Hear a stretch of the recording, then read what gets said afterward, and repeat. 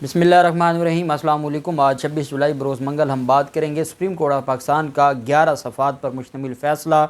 हमज़ा शहबाज को ओहदे से हटा दिया गया है। फ़िलफ़ौर वज़ीर आला ऑफ़िस खाली करने का हुक्म दिया गया है। कैबिनेट उड़ा के रख दी गई है। मुशीर वज़ीर सारे के सारे घर भेज दिए गए हैं। हलफ़ को उठा के फेंक दिया गया है और अदालत ने गवर्नर को कहा है कि आप हलफ़ लें। गवर्नर अगर नखरे करता है तो सदर पाकिस्तान हलफ़ लें और आज रात ही हलफ़ होगा और आज रात ही वज़ीर आला बन जाएंगे परवेज़ इलाही।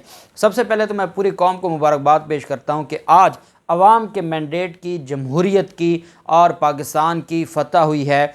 और आप जानते हैं कि ये मैंडेट पर डाका डालने लगे थे। जब 16 अप्रैल को इलेक्शन हुआ था तब से ही इन्होंने छीनने की कोशिश की थी, तब भी इन्होंने पैसा लगाया और अवारी होटल को इस्तेमाल किया। वहाँ पर ख़रीदारियाँ हुई, 25 लोगों को ख़रीदा, 197 वोट लिए और उसके बाद हमज़ा शहबाज वो वज़ीर आला है जो एक दिन भी आइनी वज़ीर आला नहीं था। वो 16 अप्रैल से लेके आज 26 जुलाई है, वो गैर आइनी वज़ीर आला रहा है। अबूरी वज़ीर आला भी आइन में उसका कोई ज़िक्र नहीं है, वो भी गैर आइनी है। चाहे नज़रिया ज़रूरत की तहत अदालत ने 1 जुलाई से उसको अबूरी वज़ीर आला बरकरार रखा हुआ था।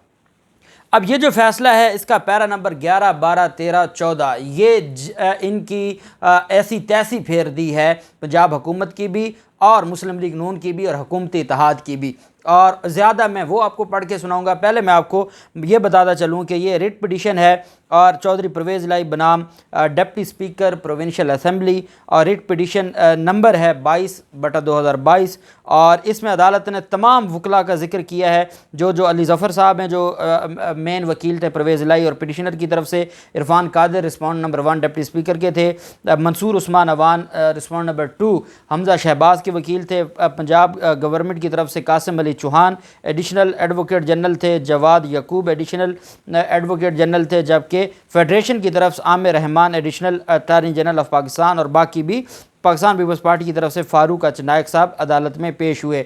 ये अदालत ने तमाम की हाज़िरी लगाई है। अदालत ने एक्स पार्टी जजमेंट नहीं दी, एक तरफा जजमेंट नहीं दी, मेरिट पर और तमाम की तरफ से। अदालत की तरफ से जो पहला सवाल उठाया गया वो बड़ा अहम था। अदालत ने अपने फ़ैसले का हवाला दिया 1 जुलाई 2022 का। अदालत ने पहले पहरा में जस्टिस उमरता बंदयाल साहब ने यह फ़ैसला तहरीर किया। उमरता बंदयाल साहब ने अपने पहला जो पैराग्राफ है उसमें यह तहरीर किया कि 1 जुलाई 2022 को तमाम फ़रीक़ैन की रज़ामंदी से सुप्रीम कोर्ट ऑफ पाकिस्तान ने एक दरमियानी हल निकाला। जो आइनी बहरान चलता आ रहा था और वज़ीर आला के इलेक्शन के हवाले से जो डिस्प्यूट था, तो अदालत में दोनों फ़रीक़ैन ने रज़ामंदी से स्टेटमेंट दी। अदालत ने कहा कि 17 जुलाई का जो इलेक्शन है ज़िमनी इलेक्शन वो हो जाए और वो भी तमाम लोग आ जाएँ, जो रिज़र्व सीटों पर हैं वो भी आ जाएँ और उसके बाद फिर आप वज़ीर आला का इलेक्शन करवाया जाए। लेकिन उसके लिए ज़रूरी है कि वज़ीर आला का इलेक्शन तब तक, क्योंकि हमज़ा शहबाज को अबूरी वज़ीर आला न रखा जाता तो फिर ये सारी चीज़ें जो अदालत आप जानते हैं कि 17 जुलाई का जो इलेक्शन था, ज़िमनी इलेक्शन के जो मेंबरान हैं उनका उसमें शामिल होना, ये बड़े सवालात थे। मैंने 1 जुलाई को आपको कहा था कि पाकिस्तान तहरीक इंसाफ को बड़ा रिलीफ मिल गया है और हमज़ा शहबाज अपने हाथ पाँव और पंजाब हुकूमत हाथ पाँव काट कर सुप्रीम कोर्ट को दे आई थी। उसी का हवाला दिया। अदालत ने कहा जब फ़रीक़ैन राज़ी थे, जब 17 जुलाई का ज़िमनी इलेक्शन हुआ, उस ज़िमनी इलेक्शन में जिसने इलेक्शन जीतना था वो जीत गया। 22 जुलाई को वहाँ पर और अदालत ने ही डिक्लेयर किया था कि 22 जुलाई को डिसाइड किया था कि 22 जुलाई को चीफ़ मिनिस्टर का इलेक्शन होगा। चीफ़ मिनिस्टर का इलेक्शन होता है 22 जुलाई को और उसमें 20 मेंबरान का इलेक्शन होता है, 20 मेंबरान का ज़िमनी इलेक्शन और 5 मेंबरान का नोटिफिकेशन जारी होता है रिज़र्व सीटों पर और मेंबरान की तादाद पूरी हो जाती है और उसके बाद ये 22 जुलाई को इलेक्शन होता है। अदालत ने कहा कि जब 22 जुलाई को इलेक्शन होता है तो जो पिटिशनर है इसने 186 वोट लिए और जो रिस्पोंडेंट नंबर 2 है हमज़ा शहबाज उसने 179 वोट लिए और डिप्टी स्पीकर ने एक इम्प्यून्ड रूलिंग दे दी और कहा कि जो परवेज़ इलाही हैं और उसको जो 10 वोट मिले हैं मुस्लिम लीग काफ के, उनको रिजेक्ट किया जाता है क्योंकि पार्टी सरबराह की तरफ से डायरेक्शन थी कि हमज़ा शहबाज को किसी को भी वोट ना दिया जाए और किसी को वोट ना देने की डायरेक्शन थी और इन्होंने हमज़ा परवेज़ इलाही को वोट दिया। इस वजह से रूलिंग दी और कहा कि ये रिजेक्ट किए जाते हैं। सुप्रीम कोर्ट ने कहा कि वो जो रूलिंग थी वो under article 63A under article 63A(1)(b उसकी खिलाफ वर्जी थी और पार्टी हेड के पास ये इख्तियार नहीं था। लेकिन डिप्टी स्पीकर ने अपनी रूलिंग में लिखा कि सुप्रीम कोर्ट के फैसले के मुताबिक और आर्टिकल 63A(1)(b के मुताबिक 10 मेंबरान के जो वोट हैं उनको रिजेक्ट किए जाते हैं। पैरा नंबर 3 में अदालत ने कहा कि as a result the winning candidate who had received 186 votes lost the election by 3 votes, कि जो जिसके 186 वोट थे उसके 10 वोट निकाल दिए गए। जो विनिंग कैंडिडेट था वो हार गया और जो विनिंग कैंडिडेट नहीं था वो आ जाता है और वो वज़ीर आला बन जाता है। डिप्टी स्पीकर की रूलिंग को चैलेंज किया जाता है। 23/7/2022 को लाहौर जो रजिस्ट्री है सुप्रीम कोर्ट की वहाँ पर समाअत होती है, शॉर्ट ऑर्डर जारी किया जाता है और फिर 25 और 26 जुलाई को सुप्रीम कोर्ट प्रिंसिपल सीट पर समाअत होती है।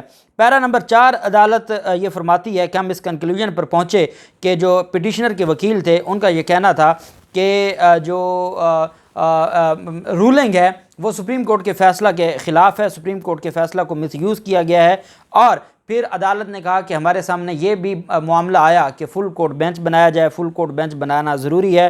रिस्पॉन्ड नंबर 1 और 2 की तरफ से अदालत को कहा गया कि इसमें क्वेश्चन ऑफ लॉ बहुत ज़्यादा अहम है और उन क्वेश्चन ऑफ लॉ को देखते हुए फुल बेंच बनाया जाए। अदालत ने कहा कि आर्टिकल 63A के हवाले से अदालत पहले ही फ़ैसला दे चुकी है, इस वजह से फुल बेंच की ज़रूरत नहीं थी। पैरा नंबर 5 में अदालत ने कहा कि जो 25/7/2022 को हमें ये कहा गया कि रिक्वेस्ट की गई रिस्पोंडेंट्स की तरफ से कि मेहरबानी करके हमें टाइम दिया जाए और हम अदालत को असिस्ट करेंगे, हमें तैयारी का मौका दिया जाए। 26/7/2022 को 11:30 बजे जब कोर्ट शुरू होती है तो ये आके कहते हैं अदालत में कि हम अदालत में पेश नहीं होना चाहते क्योंकि फुल कोर्ट बेंच नहीं बना, हम अदालत का बाइकआउट करते हैं। अदालत कहती है कि जो पहला सेशन था उसमें ये बैठे रहे ऑब्ज़र्वर के तौर पर, जबकि दूसरे सेशन में ये विड्रॉ करके चले गए और ये दोबारा वापस ना आए। और अदालत ने कहा कि इनकी तरफ से 3 केसेस पर रिलाई किया गया। District bar association Rawalpindi versus federation of Pakistan PLD 2015 supreme court 401, ये फुल कोर्ट बेंच था 17 जजेस का। 18वीं तरमीम को चैलेंज किया गया था। Sardar Sher Bahadur Khan versus election commission of Pakistan PLD 2018 supreme court page 197 and Zulfiqar Ahmed Bhutto versus federation Zulfiqar Ahmed Bhutta versus federation of Pakistan PLD 2018 supreme court page 370। अदालत ने कहा कि ये 3 जजमेंट्स दी गई। उसमें अदालत ने डिस्ट्रिक्ट बार एसोसिएशन रावलपिंडी की जो जजमेंट थी 17 जजेस वाली, उसमें 18वीं तरमीम को अदालत ने कहा कि चैलेंज किया गया। 18वीं तरमीम को चैलेंज करते हुए उसमें आर्टिकल 63A के हवाले से भी ये कहा गया कि पार्टी सरबराह का इख्तियार लिया गया है और पार्लिमानी पार्टी को दिया गया है। अदालत ने कहा कि इसमें इनकी तरफ से ये मौक़िफ़ अख्तियार किया गया कि जो 8 मेंबर्स थे, जस्टिस शेख अजमत सईद साहब ने वो फ़ैसला तहरीर किया, 7 मेंबर्स ने उसको इंडोर्स किया और उसमें यह था बाकी 18वीं तरमीम के ख़िलाफ़ कि उसको उड़ाया जाए। और उसमें एक चीज़ ये भी थी कि 18वीं तरमीम में जो आर्टिकल 63A में जो पार्टी सरबराह की जगह पार्लिमानी पार्टी को अख्तियार दिया गया है वो भी गलत है। और उसमें अदालत ने कहा कि इस बुनियाद पर ये चाहते थे कि जो अदालत है वो फुल कोर्ट बेंच बनाए। अदालत ने कहा कि इन्होंने अपने जवाब में ये भी जिक्र किया कि वो जो जिन 7 मेंबर्स ने जस्टिस अजमत सईद से शेख की जो रूलिंग थी या जो उनकी तरफ से राय थी उसको इंडोर्स किया था, उसमें उमर अता बंदयाल साहब खुद भी मौजूद थे। इस वजह से उमर अता बंदयाल साहब क्योंकि मौजूद थे तो अब फुल कोर्ट बेंच बनना चाहिए, ये बेंच न सुने। अदालत ने कहा कि वो जो 8 रुकनी बेंच का जो राय थी वो फ़ैसला नहीं था, अक्सरियती फ़ैसला था 9-8 से। 9 जजेस की ये राय थी और उन्होंने ये फ़ैसला दिया कि 18वीं तरमीम ख़त्म नहीं करनी चाहिए। 8 जजेस का था कि 18वीं तरमीम ख़त्म करनी चाहिए, क्योंकि अक्सरियती फ़ैसला प्रेसिडेंट बनता है, अक़लियती फ़ैसला प्रेसिडेंट नहीं बनता और वो बाइंडिंग नहीं होता। इस वजह से वो जो 8 रुकनी जजेस की राय थी वो राय तो है, वो फ़ैसला नहीं था। फ़ैसला वो था जो 9 रुकनी बेंच का था और वही इम्प्लीमेंट होगा और वही प्रेसिडेंट होगा। इस वजह से ये इरेलेवेंट है। और बाकी अदालत ने कहा कि जो बाकी इन्होंने अदालत के सामने पेश किए हैं वो सारे इरेलेवेंट हैं, उनका इस केस से कोई लेना देना नहीं है। वकला महाज बराए तहफ़्फ़ुज़ दस्तूर versus federation of Pakistan PLD 1998 supreme court page है 1263, उसका भी हवाला दिया गया और अदालत ने कहा कि बाकी इन्होंने जो केसेस हैं उसका भी हवाला दिया। लेकिन अदालत ये समझती है कि जो वो सब्सटेंशिएट नहीं करते और वो जो साइटेड केस है, none of the cited case substantiate this claim, जो इनका ये क्लेम है पार्टी सरबराह का, किसी को भी वो सपोर्ट नहीं करते। अब पैरा नंबर 11 आ गया। अदालत कहती है, मैं आपको पढ़ के सुनाता हूँ, in view of the foregoing and for detailed reasons to be recorded later and such elaboration and amplification as may be necessary the title constitutional petition is allowed the sole question of public importance with reference to enforcement of fundamental rights involved in this petition is whether the understanding the implementation of the short judgment order 17/5/2022 passed in presidential reference number fulan with article 63A(1)(b of the constitution of Pakistan। अदालत ने कहा कि जो deputy speaker की ruling थी, अदालत ने उसको डिक्लेयर कर दिया कि जो we find that the understanding and implementation of the said short judgment 17/5/2022 वाली प्रेसिडेंशियल रेफरेंस वाली, उसका अदालत ने कहा कि the implementation of said short judgment as well as the provision of article 63A(1)(b of the constitution by the deputy speaker provincial assembly of Punjab was patently incorrect and erroneous and cannot be sustained। आगे, the governance of the province of Punjab in accordance with the constitution has been subverted। Subverted का ये जो subvert करना आइन को, ये आइन पाकिस्तान का जो आर्टिकल 6 है 18वीं तरमीम में, अगर कोई आइन को सबवर्ट करता है और आइन का अपनी मर्ज़ी का जो है वो तशरीह करता है या आइन को के ख़िलाफ़ जाके कोई काम करता है, तो वो भी आर्टिकल 6 का मुल्ज़िम बन जाता है। ये आर्टिकल 6 का जो डेफिनेशन है उसमें सबवर्ट का वर्ड भी इस्तेमाल है, जो डिप्टी स्पीकर के हवाले से अदालत ने इस्तेमाल किया। अदालत ने कहा कि as a result the governance of the province of Punjab in accordance with the constitution has been subverted, whereby the fundamental rights of the people have been seriously infringed। As a result, the ruling dated 22/2022 issued by the respondent number 1 Deputy Speaker Punjab Assembly is set aside and declared to be void without lawful authority and of no legal effect।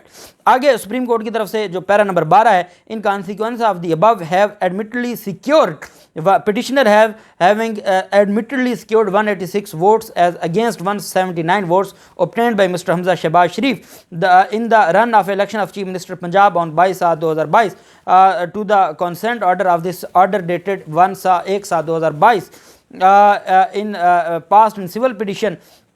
इसलिए अदालत ने कहा कि परवेज़ इलाही को declare किया जाता है कि वो जो हैं वज़ीर आला हैं, वो direct the chief secretary Punjab respond number 2 to immediately and forthwith and on announcement of this short order issued the requisite notification declaring the petitioner as the duly elected chief minister Punjab.